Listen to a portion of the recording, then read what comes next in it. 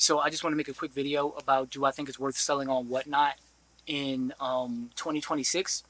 I am Brody from the Urban Thrift Shop, and I am somewhat new to Whatnot. I've had it for maybe about 6 months, but I just recently started trying it.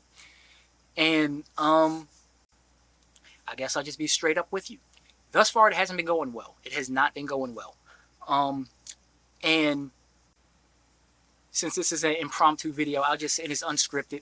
I think part of the reason is a lot of times I'm selling um, thrifted men's clothes, and I think that the state of Whatnot is a lot of people are selling like things new with tag a lot of times. Um, and I'm also not necessarily willing to start everything at a $1 auction. I would like to turn a little bit of a profit, and being that I don't have an audience, I know that, or I believe that if I start doing $1 auctions, if I were to even sell anything, there's nobody to buy or to bid against somebody else. Um, if you go on Reddit, this is one of the issues a lot of people are complaining about, both from the buyer and from the seller. Buyers are complaining, the sellers are complaining because things are getting sold at $1.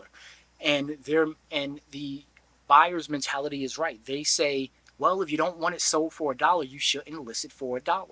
And this is absolutely true. Like, when you're new and you do not have an audience, odds are it's going to get sold for whatever you auction it off for. So if you put a $1 opening bid and there's like two people in your live, if it sells, it's probably only selling for $1.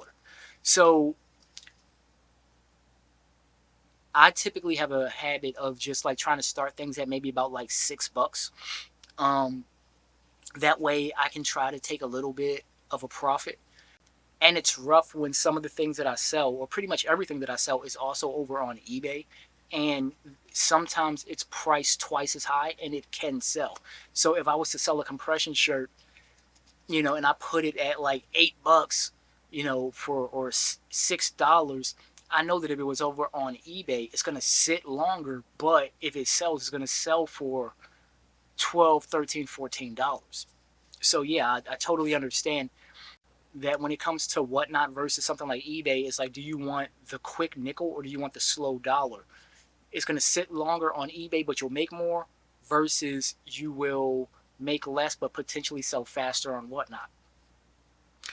The issue with that is, as a reseller, a lot of resellers go out and thrift things, and you're trying to get your money back, and the odds are you aren't. So I don't want this video to be too long, so I'll just say this. I'll say a few more things. Right now, my mentality on Whatnot is I'm not sure how good it is for resellers who thrift, unless you can go to those bargain bins and where people get like a crazy amount of stuff for like $2. But if you're paying like $1, $2, $3, $4, or $5 for something, and then taking it on Whatnot, I think that might be more misses than hits. You'll have people who do well with it, but I don't know if that's the rule or the exception um, to the rule. I wouldn't be surprised if the rule was a lot of people aren't doing well, and then you'll have some people who do well. I've noticed that some of the YouTubers who do sell a lot of things, what they'll end up saying is, or a lot of this, I'll watch people's YouTubes and they say that they sell a lot of things, but they'll also say that a lot of the people who are buying are from their YouTube channel.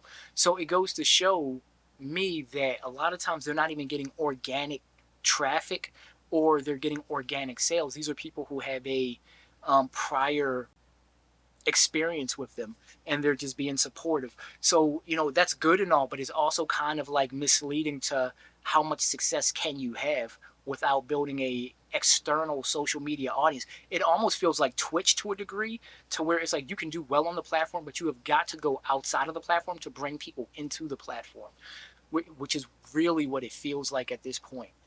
um and because of the lack of success, I cannot justify me sitting on a live or on a show with no audience for 2 hours or 3 hours, how some people do, especially consistently, like multiple times a week, without some type of success.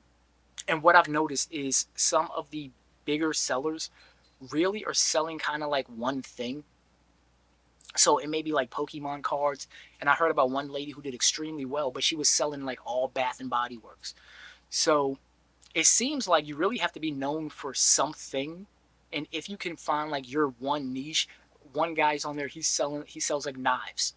Um, so if you find like your niche and you just sell your niche, that you probably would have more success opposed to just selling like general items. But I'm gonna keep it going. I'm gonna keep pushing a little bit, but I'm not gonna do 1 hour shows. I'm gonna only maybe do like 30 minutes or something like that, and I'll probably try to run specific shows like compression shirts or whatever, and just theme my shows out, sell one certain thing, and then just change that every day. So maybe have hats on one day, compressions on one day, polos on one day, and then just limit the amount, maybe like 10 or 20 items.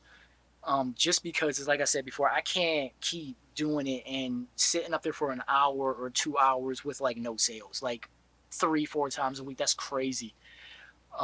So yeah, I'm gonna probably just try to scale it back, be more consistent, and communicate more about what I'm selling.